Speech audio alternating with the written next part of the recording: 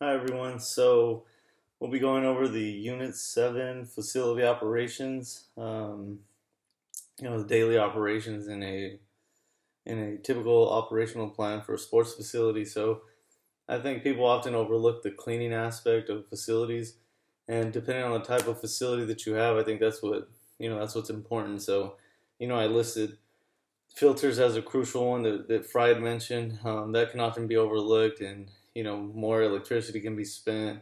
When the filters are dirty, uh, even the odor, bacteria in the air. So I think that's important, making sure filters aren't as expensive. I mean, depending on the facility, obviously, but to be replacing them every 2 to 3 months when they need to be, or more often. So if they're having multiple events, at the certain facility. Floor care, depending on the facility, I think that's a major one. I mean, being preventative and knowing the length of time that a floor can last. If treated properly. I was pretty astonished by the numbers that wood flooring can last if taken care of properly. Lawn care, depending if the facility has uses soccer, football, depending on different type of events. Knowing the type of seeds to plant, whether it's winter, whether it's summer type of grass, knowing what kind of events and how often events are occurring at the facility, that's major. So also, with cleaning and maintenance, locker room to prevent staph infections, and just overall providing the atmosphere that the athletes want to be in. They want to be in a clean environment. They don't want to be sharing towels, etc. So I think that's a major one that has to occur every single day um, that needs direct oversight. So the cleaning and maintenance part of the facility management has to be seen every day. Um, if you're the type of facility that needs changeover, safetiness of bleachers, that has to be made sure that everything is in compliance with you know with um, with preventative measures. Just in case something happens, you want to prevent lawsuits. So that's obviously something that you have to see at.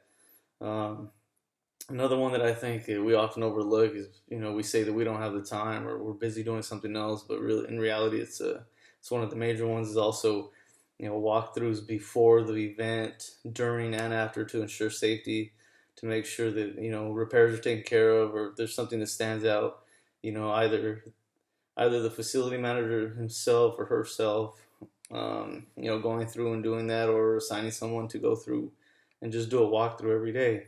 Whether there's an event or there's not an event, make sure that you're doing a walkthrough every day and you're inspecting the facility right, and you're making sure that everything's where it needs to be, and there's no hazards in the way of any possibility or lawsuits that could occur. And also, if you're the type of facility that has concession stands, just making sure that they're up to date on health codes. You don't want to be getting fined, from event to event, and letting those fines accumulate. So I think that the health code ties in with the cleaning and maintenance that I listed, because that's obviously, assuring that everything is clean and that, food's being handled properly, and, just ensuring that staff is well trained, and, uh, they're clearly taught, what needs to be done, and, safety. So, so in terms of the four necessary items on the plan that need direct oversight, I'd say, making sure that the facility is clean and being maintained well, assuring that the operational needs such as changeover are being done properly if needing to be changed over. Major one to me is just the walkthrough. With walkthroughs, if you're doing them yourself, you know that you know what's expected, and you're the one that knows the facility in and out. So, making sure that that's taken care of, and uh, overall usage of the facility, understanding your facility and knowing what how it operates, because ultimately the facility manager is the one that is in charge and oversees everything, so they're the ones that know what goes on throughout the facility, what needs to be taken care of, what comes in and out of the facility, etc. So those are the direct oversights that I found interesting, relating to Fried and um, all the four that I mentioned.